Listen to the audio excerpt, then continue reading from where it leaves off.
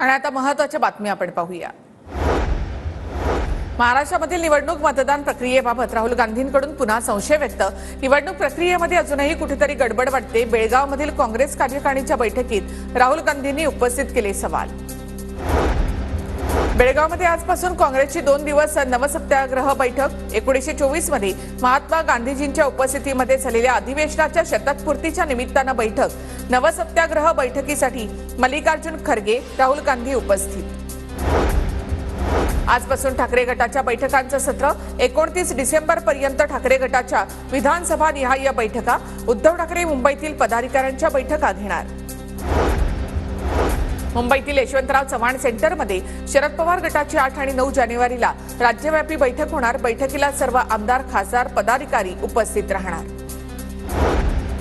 अंबरनाथचे आमदार बालाजी केळीकर यांच्या हत्येचा कट सूत्रांची माहिती, तर ठाणे गुन्हे शाखेनं दोघांना ताब्यात घेतल्याचीही माहिती।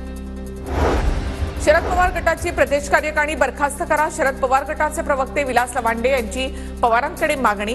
प्रवक्त्यांना पक्षामध्ये महत्त्व दिलं जात नाही। लवांडेंचा पक्षाला घरचा आहे। राजकोट किल्ल्यावर शिवरायांचा पुतळा उभारण्यात येणार। ज्येष्ठ शिल्पकार राम सुतार, अनिल सुतार यांच्याकडून पुतळ्याची निर्मिती होणार। मंत्रिपदाची जबाबदारी स्वीकारल्यानंतर प्रताप सरनाईक सक्रिय। परिवहन मंत्री प्रताप सरनाईकांकडून पनवेलच्या बस स्थानकाची पाहणी। सरनाईक यांचा पनवेल ते खोपोलीपर्यंत बसने प्रवास।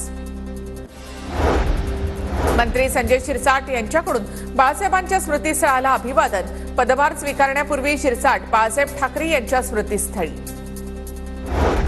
आदिती तटकरे यांनी मंत्रिपदाचा पदभार स्वीकारला। विरोधकांनी जेवढी टीका केली तेवढा आम्ही कामाला लागलो। महिला आणि बालविकास मंत्री आदिती तटकरे यांची प्रतिक्रिया। वानमथी सी वर्ध्याच्या नव्या जिल्हाधिकारी राहुल कर्डिले यांच्या बदलीनंतर वानमथी सी यांनी पदभार स्वीकारला। कोल्हापूरच्या कसबा वावड्यामधील सेवा रुग्णालयाला आरोग्यमंत्री प्रकाश आंबेडकर यांची अचानक भेट। प्रशासन आणि डॉक्टरांची तारांबळ। रुग्णालयामधील समस्यांबाबत 30 तारखेला बोलावली बैठक। वनमंत्री गणेश नाईक यांनी पदभार स्वीकारला। लोकांची कामं करण्याची संधी मिळाली, गणेश नाईक यांची प्रतिक्रिया। सरकारी रुग्णालयामधील बनावट औषधांच्या घोटाळ्याचा अहवाल समोर। धाराशिव आणि संभाजीनगरच्या सरकारी रुग्णालयामधील 2 औषधं बनावट। अन्न आणि औषध प्रशासनाच्या अहवालामध्ये धक्कादायक माहिती समोर।